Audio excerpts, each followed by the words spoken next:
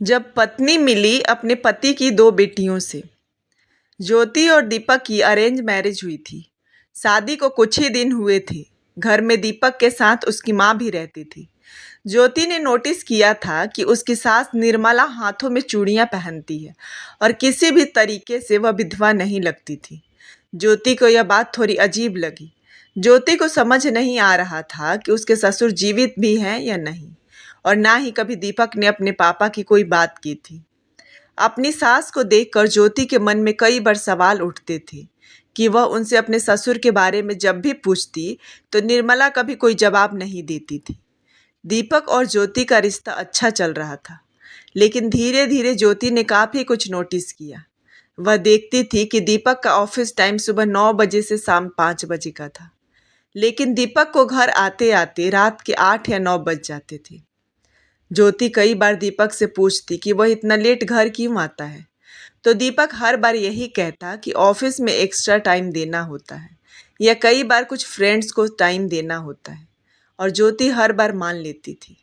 तभी एक शाम दीपक 6 बजे ही घर आ गया था और दोनों एक साथ बैठे बातें कर रहे थे।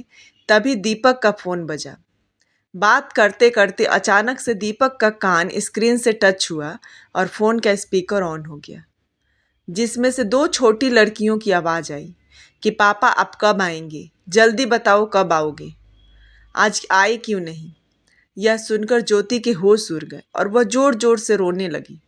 ज्योति को पता लगा कि दो लड़कियां दीपक को पापा पापा कहकर बुला रही थी, लेकिन जैसे तैसे दीपक ने बात संभाली और कहा कि वह लड़कियां उसे नहीं बल्कि किसी और से बात कर रही थी।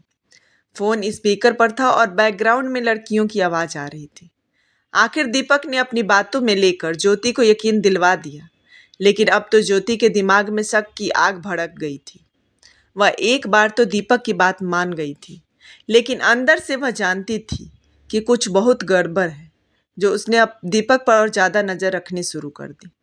अगली शाम ज्योति दीपक के ऑफिस के पास पहुंच गई और दीपक ऑफिस से निकला तो ज्योति उसका पीछा करने लगी।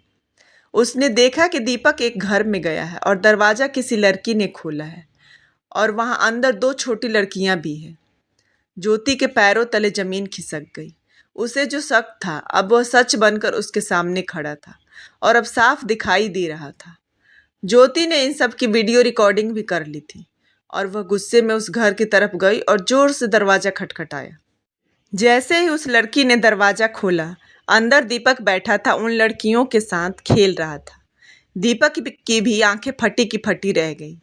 ज्योति ने गुस्से में आकर दीपक को 2 थप्पड़ लगाए और बोली कि यह क्या है, तुम्हारी पहली पत्नी और मैं दूसरी पत्नी हूँ, है ना? अब देखो मैं तुम्हें कैसे कोर्ट के चक्कर लगवाती हूँ। दीपक की आंखों में आंसू थे। दीपक ने उसका हाथ पकड़ा और बोला कि ज्योति प्लीज मुझ पर यकीन करो, जैसा तुम समझ रही हो वैसा कुछ नहीं है। मेरी पहली पत्नी भी तुम हो और दूसरी भी सिर्फ तुम हो। दोनों छोटी लड़कियां भी यह सब देखकर रोने लगी और वहां खड़ी लड़की से बोली कि दीदी यह कौन है और उन्होंने पापा को क्यों मारा। और वह लड़की बार बार ज्योति के आगे हाथ जोड़ रही थी, ऐसे मत कहो ज्योति भाभी, आप जो सोच रही है वो सब गलत है। दीपक भैया बताओ ना इन्हें सब। ज्योति हैरानी से बोली कि भाभी, और ये दोनों तुम्हें दीदी क्यों बोल रही हैं, और तुम दीपक को भैया क्यों कर रही हो। दीपक बोला क्योंकि यह इनकी दीदी है। और इसके बाद दीपक ने सारी सच्चाई ज्योति को बताई। दीपक ने कहा कि तुम जो बार बार पापा के बारे में पूछती थी और तुम्हें लगता था कि मेरी माँ विधवा की तरह क्यों रहती है, तो सच्चाई यह है कि मेरे पापा जीवित हैं और ये दोनों लड़कियां उनकी बेटियां हैं। कुछ साल पहले मेरे पापा ने एक विधवा औरत को अपनी झांसे में फंसा लिया और छुप छुप कर उससे मिलते थे, और वह औरत प्रेग्नेंट हो गई थी और डर के मारे मेरे पापा शहर छोड़कर कहीं और रहने चले गए और हमें भी छोड़ दिया।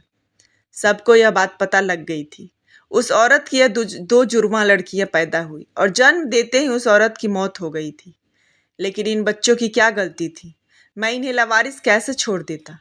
मेरी माँ तो कभी इन्हें स्वीकार ना करती, इसलिए इनकी जिम्मेदारी मैंने उठाई और रोज ऑफिस के बाद मैं इनसे मिलने आता हूँ और यह मुझे ही अपना पापा समझती हैं।